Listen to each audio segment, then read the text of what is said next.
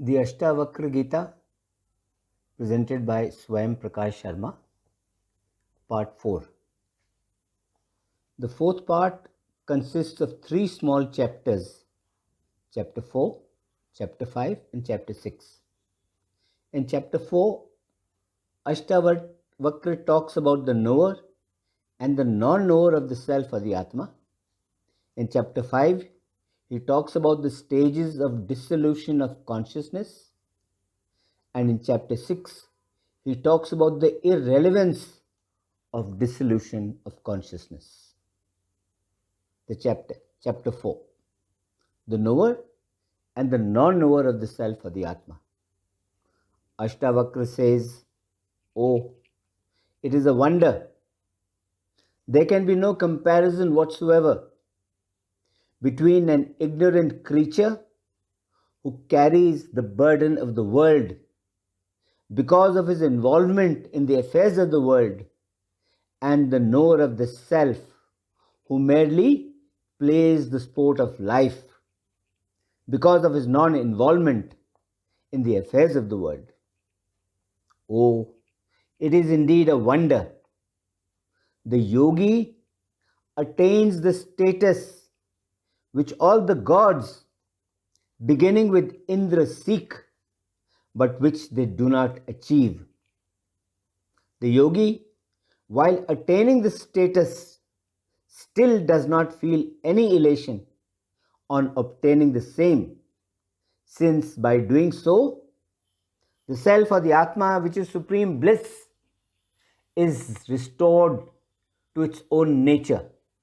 So, where is the cause of elation for him? After understanding that self,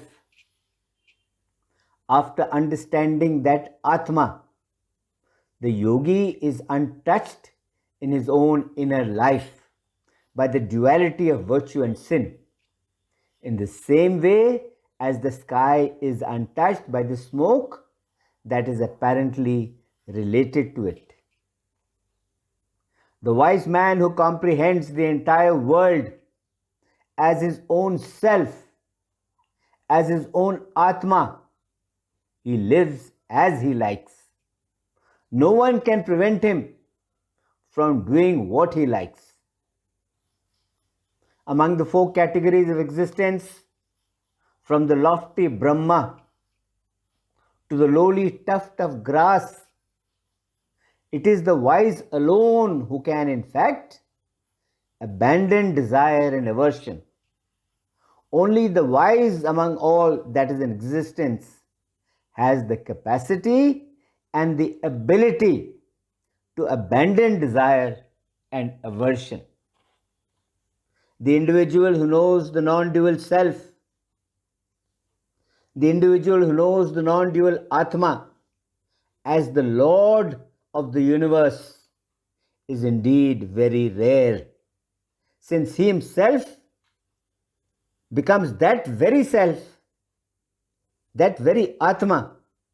He does whatever comes to his mind and he has no fear from anywhere. This concludes the 4th chapter. Now we come to the 5th chapter, in which Ashtavakra talks about the stages of dissolution of consciousness. Ashtavakra says to Janaka, for you there is no contact with anything whatever.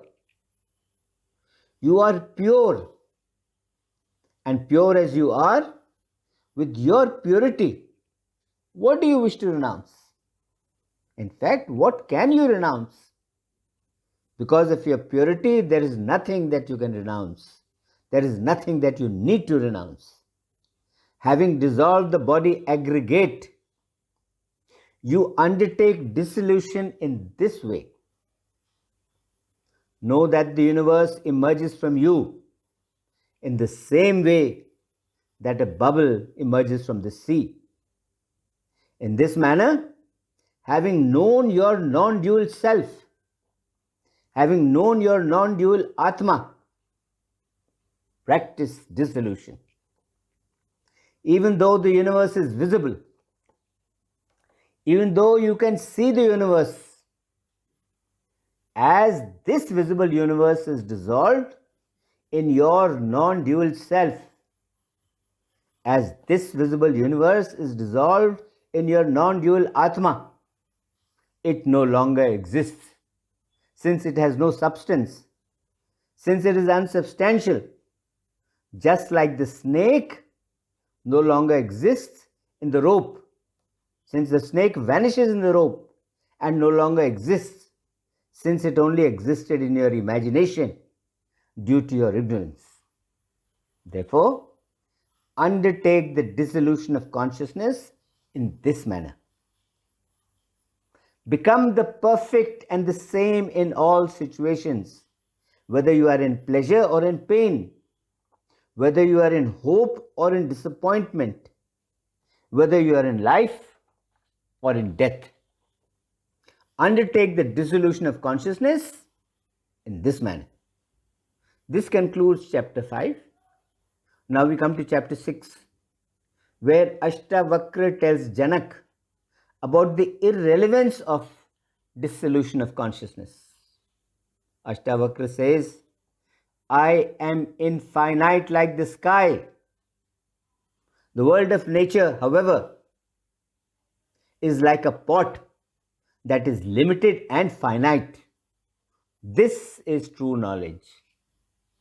Thus, neither rejection nor acceptance nor dissolution is possible. I am like the ocean, and this phenomenal world is like the waves of that ocean. The knower of the self, the knower of the Atma who has this understanding, for such a one, there is neither renunciation, nor is there acceptance, nor is there dissolution. For such a one, nothing has to be renounced, nothing has to be accepted, and nothing has to be dissolved.